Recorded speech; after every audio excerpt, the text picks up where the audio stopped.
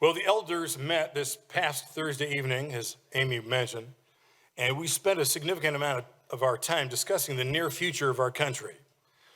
We discussed the potential of an economic fallout brought on by the manufactured elements of the COVID crisis.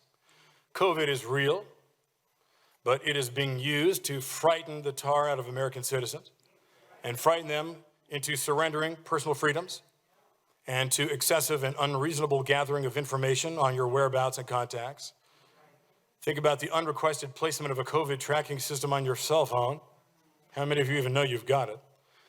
The ordering of churches to be closed while riots are allowed in the very same cities, where also law enforcement is demonized, defunded, and last Friday, the results were in of a survey of police departments nationwide showing almost half had budgets slashed. And officers are walking off the job in unthinkable numbers. COVID is the argument for the November election to be done strictly by mail-in ballot. You can trust that'll be fair. All of this is not orchestrated by conservative America, but I'll call it socialist America, and I mean socialist.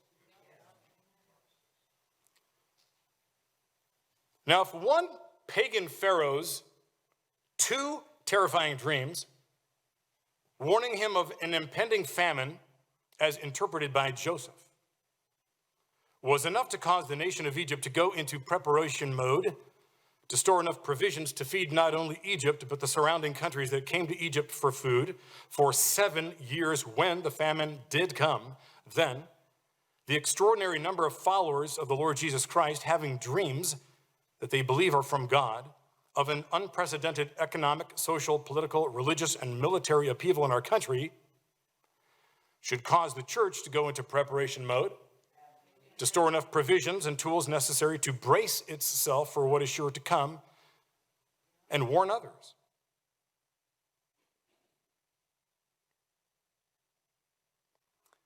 So we are calling you to begin immediate preparation if you haven't already done so. We will provide information and helps and tips ASAP, but you can find plenty of information online immediately. The main areas of preparation include how to keep your wits, keep your ears on Jesus. Let not your hearts be troubled, he said. Keep your eyes on those needing the gospel. Long-term food and water supply with ways to heat the food and purify the water. Acquire necessary medications and first aid, personal and home defense, backup power or options for heat and light, a way to stay communicated with trusted others, some cash or bartering items,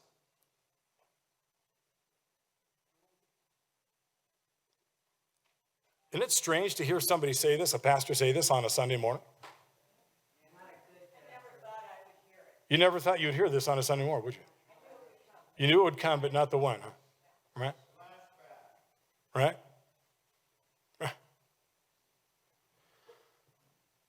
I want to know if you see the three-part mission statement that Amy mentioned that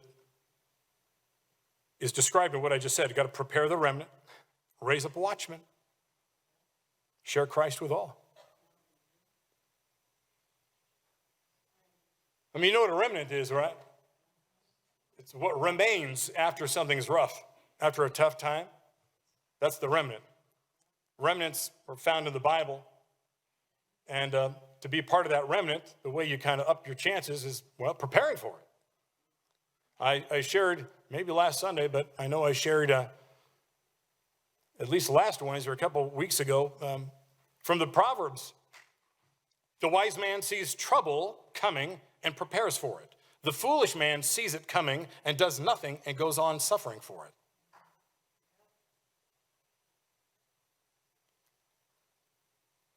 What's a watchman?